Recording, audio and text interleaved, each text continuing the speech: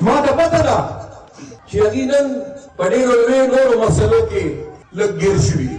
ما ته د دې خبرې احساس دی د پي ټي آی د ذموارو ملګرو چې هغې ته بعضې نور مسایل هم شته. د ټولو لویه مسله خو ورته دا ده چې د هغې کوم مشر دی د هغه کافي وخت شو چې هغه په جیل کې دی او ما ته پوره شماره معلومه نه ده، خو زما په خیال اورم داسې چې 100 د پاسه مختلف کیسونه دي په هغې کې څه فیصلې شوي دي چې په کوم کې هغه سزا شوې دی او څه لا فیصلې شوي نه دي. او تېر الیکشن کې که ستاسو یاد شي نو دلته په باډیچم کې په ډېره یخه یخنۍ کې ماسخوتن د پارټۍ د دفتر سره غالبا ستاسو پروګرام شوی و، د الیکشن غونډه وه. هغه الیکشن کې ما د پښتنو د پښتونخوا د آبادۍ او د ودانۍ لپاره ووټ غوښته، ما د پښتونخوا د پښتنو د خدمت لپاره ووټ غوښته. خو زما مقابله کې چې کوم وروڼه ولاړ وو چا د الیکشن وګټه هغې د عمران خان د رهایۍ لپاره ووټ غوښته. د هغې ټول کمپین دا و چې موږ له ووټ راکړې چې عمران خان آزاد کړو او عمران خان رها کړو او خلکو ووټ ورکړ. څه کم 2 کاله هم تېر شو، هغې ممبران هم شو، وزیران هم شو، وزیر اعلان جوړ شو، یو نه 2 جوړ شو، هر څه وشو خو عمران خان تر اوسه پورې رها نه شو. نو عمران خان چې د هغې مشر او د هغې لیډر دی هغه چې دننه په دې جیل کې ناست دی نو هغه به هره ورځ دا سوچ کوي چې کومو خلکو زما په نوم ووټ اخیستی دی او کومو خلکو ته زما په نوم خلکو ووټ ورکړی دی او هغه کامیابه شوي دي او نن څوک ایم پي ګان دي، څوک ایم ایل اے ګان دي، څوک سینیټران دي، څوک وزیران دي. نن هغه خلک زما د رهایۍ لپاره زما د ازادۍ لپاره پوره کوشش نه کوي. په دې هله ګوله کې زمونږ ګنډاپور صاحب هم لاړ توی شو او بل وزیر اعلی راغی. نو ما ته د دې خبرې احساس دی چې د پي ټي آی په وزیر اعلی په ممبرانو په وزیرانو دا یو پریشر شته، دا یو مسله د هغې شته او د هغې مشر دی. زه د دې نه نه منې کومه چې هغې د خپل مشر د رهایۍ لپاره کوشش وکړي، خو زه د تش دومره تپوس کوم چې آیا د پښتنو تشه دغه یوه مسله ده او که نه نورې مسلې زمونږ شته؟ که د دې ټول ملک یوه واحد مسله دا چې د عمران خان رهایي وي او په دې مونږ قایله کړي نو بیا خو ټیک ده، او که نه د عمران خان صاحب د رهایۍ نه علاوه نورې هم مسلې وي د دې قام د دې وطن د دې ولس نو بیا به زه دا غوښتنه وکړم چې مهرباني دې وکړي هغې له دې توجه وکړي. ځکه چې ورځ تر ورځه زموږ حالات لګیا دي خرابېږي. دلته زما دا غیرتي پولیس والا ولاړ دي چې دې ټول عمر ډېر په بهادرۍ او د همت سره د ظالم مقابله کړې ده، خاص کر د دهشتګردۍ خلاف په جنګ کې چې د پښتونخوا پولیس کوم کردار ادا کړی او کومې قربانۍ ورکړې دي په تاریخ کې د دې مثال نه میلاوېږي، نه میلاوېږي د دې مثال. زه پخپله د دې ګواه یم او نن هم دوی دلته موجود دي زما ستاسو حفاظت لپاره. خو نن په دې پښتونخوا کې داسې ډېرې علاقې شته چې هلته داسې غونډې نشي کېدلی چې څنګه غونډه نن دلته لګیا نه کېږي. نن لږ تپوس وکړئ چې په بدو کې څه حالات دي،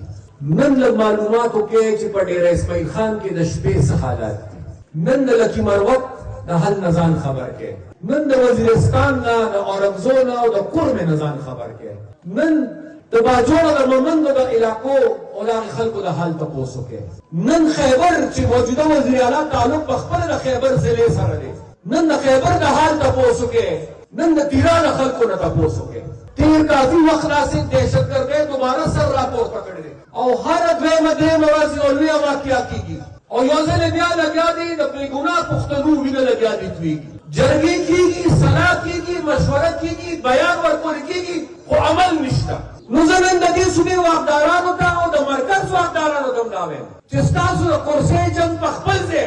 مرکز او صوبه نن لګیا د خپل منځ کې د کرسۍ جنګ کوي. اوس زه دې دا تپوس کوم چې ستاسو د کرسۍ جنګ زیات ضروري دی او که دلته د قام جنګ زیات ضروري دی؟ دا کرسۍ او د اقتدار زیات ضروري دی او که امن زیات ضروري دی؟ دا سیاست هم ضروري دی او که د پښتونخوا ترقي آبادي او وداني ضروري ده؟ نن تاسو پنجاب ته وګورئ، په پنجاب کې یو حکومت شته، پنجاب کې وزیر اعلی شته، زنانه د وزیر اعلی. خو تاسو نن پنجاب ته وګورئ، خاص کر دې زلمو ته وایم، دې بچو ته وایم چې نن پنجاب ته وګورئ، پنجاب کې د ترقۍ کوم رفتار روان دی او نن دې خپلې پښتونخوا ته وګورئ چې په دې خپله پښتونخوا کې څه کېږي. پنجاب کې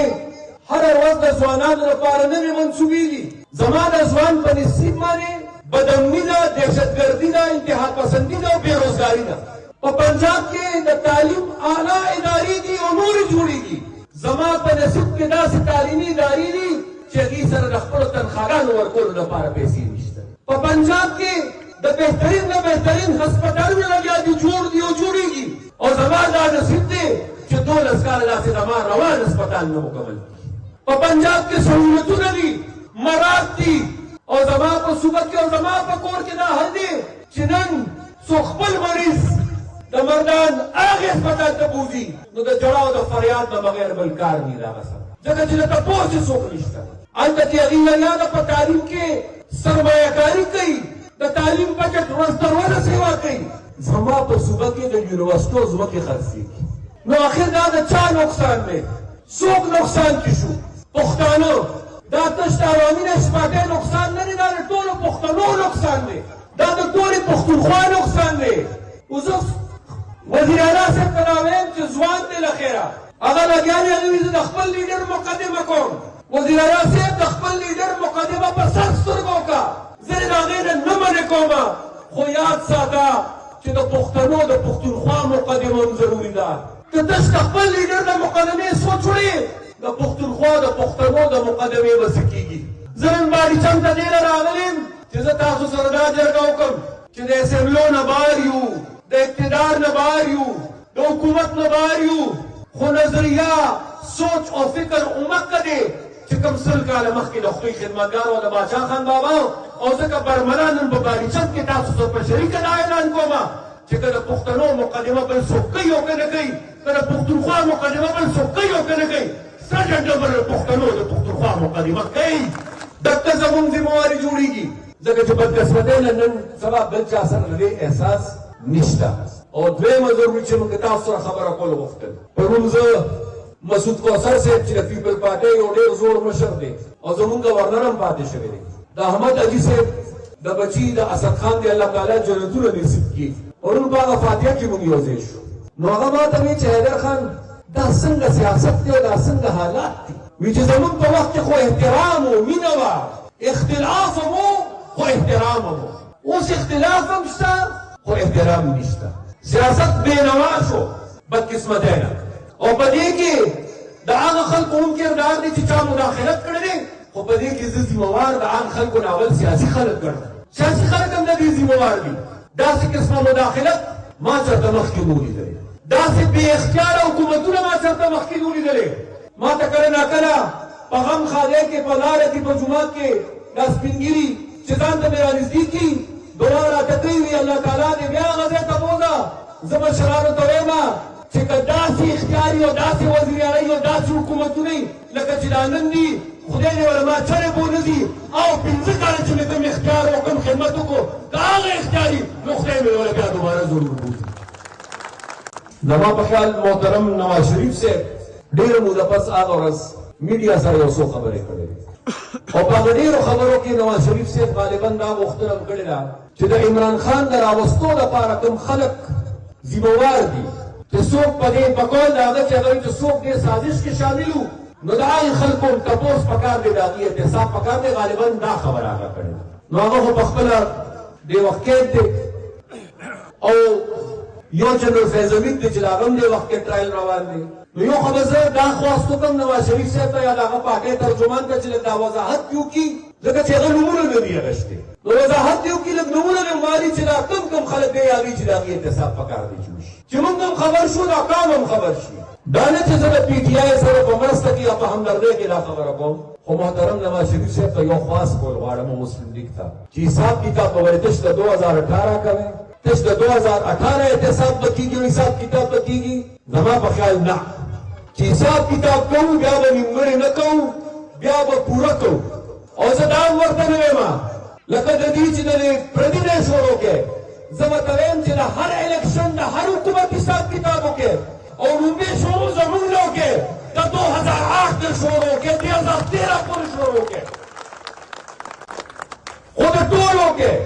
چې یو ځل کوم سړی وزیر اعظم پاتې شوی دی د هغه حساب کتاب پکار دی. نو ورځ را دې درې زله پاتې شوی دی نو د دې حساب کتاب نه لري پکار تاسو د 2013 الیکشن یاد شي کوم حالاتو کې تاسو الیکشن کړو تاسو چې الیکشن نه پرې خو دې هغه خوف هغه دهشت تاسو یاد شي دا حق موږ لرو چې موږ تاسو کو چې د 2013 لپاره ذمہوار څوک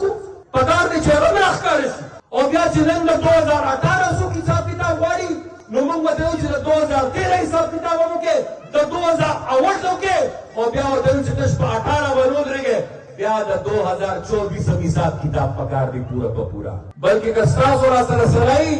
نو زه یم په دې حق باندې نه ودرېږو زما په خیال مطالبه خدا پکار ده چې د پاکستان د جوړېدو نه پس 1947 نواله تر نن ورځ پورې چې چا سازش کړی دی پاکستان ته نقصان رسولی دی جمهور نظام یې کمزوری کړی دی خپل ځان یې شته کړی دی کار مې رسوا کړی دی یو کس سره حساب کتاب پکار دی یو کس احتساب پکار دی یو کس سره پکار کوي دا خو ډېر آسان کار دی چې زما په لاس کې ډنډۍ زه به تا سره حساب کتاب کوم او چې ستا په لاس کې ډنډۍ ته به ما سره حساب کتاب کوې خو حساب کتاب خو د ټولو سره پکار دی ځکه چې د پاکستان سیاسي تاریخ او جمهوري تاریخ بدقسمتۍ نه داغداره پاتې شوی او لږ داغداره نه پاتې شوی ډېر داغداره پاتې شوی او زما په خیال اوس وخت راغی چې هغه زاړه داغونه خو موږ ختمولی نه شو هغه زاړه وختونه خو موږ واپس کولی نه شو خو وخت راغی چې کم از کم هر سړی خپله غلطي تسلیم کړي او را روان وخت کې موږ پاکستان او د پاکستان نظام جمهوریت او د پاکستان سیاسي نظام د داسې داغونو او د داسې سازشونو نه بچ او د دې لپاره مشرانو او ملګرو اتفاق او بیداري نن الیکشن نشته نن ووټ نشته اکثر خلکو ته په سټیج هله سیاسي خلک ولاړي چې کله د سیاسي خلکو خپل ضرورت زه نن خپل ضرورت له تاسو نه یم راغلی ځکه چې نن نه الیکشن شته نه ووټ شته زه نن دې له نه یم راغلی چې راپاسې او حیدر وګټې زه نن دې له نه یم راغلی چې راپاسې او زما ملګرتیا وکړې زه نن دې له راغلی یم چې نن د پښتون د پوست څوک نشته راپاسې چې د پښتون د پوست زه نن دې راغلی یم چې نن د پښتنو لپاره څوک اواز نه پورته کوي راپاسې چې د پښتنو لپاره اواز پورته زموږ نن څوک د پښتونخوا ته پوست نه کوي راځئ چې په شل کې د خپلې پښتونخوا ته پوست زه نن د دې لپاره ستاسو خدمت کې راغلی او د دې لپاره د هر سپین ږیري د هر مشر د دعا او د رهنمایۍ طلبګار یم